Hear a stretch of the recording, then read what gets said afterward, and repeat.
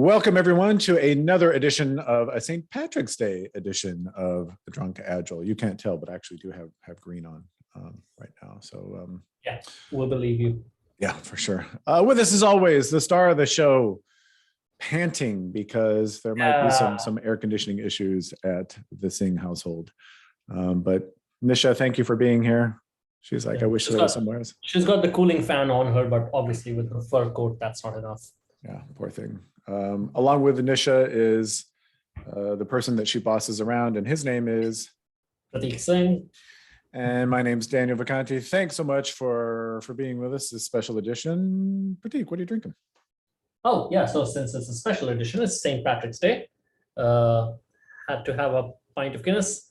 And the only Guinness that anyone should drink is the Foreign Extra Stout, because it's extra stout. So many things I could say about that, but I'm not going to. I was looking, the only kind of Irish, semi-Irish alcohol, and I'm sure all the Irish out there are going to be cringing when I say this, that I had in my house was Bailey's. So I'm having a coffee and Bailey's, but I have to say, everyone knows that all the best Irish, all the Irish really are really Scottish. So I brought with me a Glendronach. So as far as I'm concerned, this is an Irish drink, as well. So this is one I bottled myself. I don't know if I featured this one on an episode before. There was another hand-filled Glendronach I did, but this is one that I've done recently. It is, I don't know how old, looks like 15-ish. I can't do the math very quick. 60.8%. So we're under our threshold. We're under. Okay, good. So we're good. We're good. Yeah. So Sláinte, everybody. Sláinte. Then the beer is more suited to the broken AC climate as well. That's fair. We're going to be talking about a topic that Prateek doesn't understand. So I don't know. I may be doing most of the talking tonight, maybe or maybe not. But the question came to us. Most, if not all of the examples. Oh, and by the way, thank you for the question from our studio audience. Most, if not all of the Monte Carlo simulation forecasting examples that we've done, especially Monte Carlo when, those examples have, we've put in an exact number. Like we know we have exactly these many items in our backlog. We have exactly 37 items in our backlog, or we have exactly 52 items in our backlog. And we want to know how long is it going to take for those 52 items to get done? So the question came in, well, what happens when you don't know exactly how many items in your backlog, which as Prateek pointed out, which probably the majority of the time you don't know, the vast majority of the time you don't know exactly. Maybe you haven't done, broken down the work yet, which is perfectly fine. Maybe you don't understand the problem yet, whatever. For whatever reason, you don't know exactly how many items you have in your backlog. How do you run a Monte Carlo simulation and answer the question, when will this product be done? When will this feature be done? When will this epic be done? I don't know, do you want to start in before I go? And this is, as Dan was talking to that, I remember like a recent instance of doing this with the team where they're like, we are pretty sure as we're progressing through this large project, the MVP is going to be about 20 stories. We're pretty sure about that. But the MVP plus, which are those additional features that people really want, we're not sure how much that's going to be. And they had an idea. They thought it was going to be somewhere between 40 and 50 stories or 40 and 50 work items. Well, is there a way to say, hey, the MVP is 20 items. We're pretty sure about that. But then extended, what we really want to deliver is 40 to 50 items. Can we tell when will we be done with the MVP and then with the rest of it? So how do you do this? So it turns out the answer to this question is actually pretty simple, assuming you have the right tooling. So shameless plug here. We'll talk about this. I'm gonna share my screen. I can't remember how well screen sharing comes out when we do these videos, but hey, we're gonna try it anyway. So I'm gonna share my screen. Hopefully, I'm gonna share my screen and have a look at the Actionable Agile tool. So if you're not familiar with Actionable Agile, please go to actionableagile.com and you can find out a little bit more. But let's say we have our data loaded in Actionable Agile, and right now this is a Monte Carlo simulation of Monte Carlo when, where again we have put in an exact number. So in Prateek's example, if we say, hey, 40 items, we want to know when 40 items are going to be done.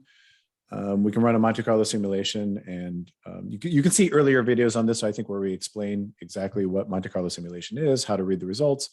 But we can get answers like, we have an 85% chance of being done. Looks like on or before April 6th. Given this data, by the way, this is just an example. On or before April 6th, 95% chance of being done on or before April 9th, et cetera, et cetera. Okay, but now, but as Prateek just said, well, we actually don't know. It could be 40, it could be 50, it could be anywhere in between. Well, luckily for us, we have a feature to be able to handle that very, very easily. If you just go into the Monte Carlo when on this in Actionable Agile on this sidebar, you can actually just put in a range, and we can say, well, we don't know if it's exactly 40, we don't know exactly 50. So you can just do 40-50, and behind the scenes, Actionable Agile will run a Monte Carlo simulation. I can't remember exactly. I think we're probably running a Monte Carlo of Monte Carlos. That's probably what's happening. Or a nested Monte Carlo anyway, whatever you want to call it. Going through, and you can see how when I did that, when I adjusted that input, that our outcomes changed. And not by much in this example. Between 40 and 50, we have the 85th percentile looks like went on or before April 8th now. Yep. Do you want to say something about that? No, it's just the point on, it's most likely, and I'm not sure because I haven't seen the code. I'm not sure, but it's most likely a nested Monte Carlo where we're randomly picking from the range and then running the Monte Carlo. So if you are pretty confident in that range, you can be pretty confident in that answer. The trick obviously is to be confident in the range, which is hard. Yeah. Right, and I think that's really rather the point. I hate agreeing with Prateek in public, but chances are if you're running this Monte Carlo simulation, and you're putting in an exact number of items that you wish to complete, chances are that's not realistic. It is extremely rare, and I'm struggling for a time when I've known in my backlog exactly 37 items. I don't know that I've ever known that. So I think it's much more realistic to put in something like a range like this. I would argue, like I said, most, if not all, forecasts should be run this way, rather than saying we know there are exactly this many items in our backlog. Nothing on that? No, I mean, I think you said everything that needed to be said. Okay. Well, so let me give you kind of, because this potentially leads us into a separate discussion, because a lot of times people want to know along these lines. People want to know, hey, I've got maybe my backlog is full of features or epics. Maybe that's what I'm tracking in my backlog. And as I mentioned before, we haven't done the work to break down all of the features or all of the epics in our backlog, which again, not only is okay, it's probably a good thing that you haven't done all of that work up front. But then the question becomes, well, how long is it going to take me to finish all of those features and all of those epics when I haven't done that breakdown yet? Because if I haven't done the breakdown, then I don't have an exact number to fit into my Monte Carlo. Prateek, what do I do? Yeah, this is where as Monte Carlo does, looks at historical data to kind of get an idea for the future. Step one for us is looking at historical data. Let's say that we look back and see, hey, let's look at the last 20 epics we finished. How many stories were in each of those? And if you create a scatter plot of number of stories, let's say, versus date an epic was finished, number of stories per epic versus date the epic was finished, you could probably get an idea of 85% of our epics have 10 stories or less, or 50% have 7 or less. So get an idea of what is the size of each of these. At that point, you go, hey, I've got these 8 epics, and 85% are 10 stories or less. Let's be a little conservative here. It looks like about 80 stories. And even within that, if you want to put a range and go 80 to 100 stories or 70 to 90 stories, whatever range you want to put, and do the exact thing we just did. Say, this is how much work we need to do, and what does it look like? How long will it take us to get about that much work done? And the flip side is also true. Easy for you to say. The flip side is also true when maybe we've got a release date coming up. You know, we have a specific point in the future that we're trying to work toward. And again, we've got a bunch of features in our backlog that we haven't broken down, but we want to know, hey, how many of these features can we get done by that date? You can go in, just like we talked about, you can run a Monte Carlo simulation that says, all right, how many stories do we think we can get done by that date? It's going to spit out a number. Let's make the math easy. Let's use your example. Let's make the math easy and say, hey, it spits out 80. 80, you know? Yeah. And again, if our 85th percentile is our epics, you know, break down into 8 stories or less, then it becomes fairly simple math at that point to kind of figure that out. But I want to stress, as we're going through this, it just occurred to me, I want to stress that's just the starting point, right? That's just the first time to kind of get a rough idea of the forecast that we're looking at. Prateek, what have we talked about many times on this show? Yeah. That is like, if you're not doing this thing, you're not doing forecasting properly. What is that? Yeah, it's continuous forecasting. If you're not going back, as you're breaking stuff up, as new stuff is flying at your team, as your pace increases or slows down, if you're not going in and looking at your data again and forecasting repeatedly, that initial forecast is as, I won't say as bad, but nearly as bad as most other ways of predicting how much you can get done. Yeah, and there are all kinds of other things that kind of dovetail into this as we're talking about it, because maybe the way that your features are breaking down, maybe the number of stories that are coming out of your features or your epics aren't quite what you thought they were in the past. And so now we need to look at things like, I'm sure we've done episodes on right sizing of features. Yep. I'm sure we have. Now you need to look at that.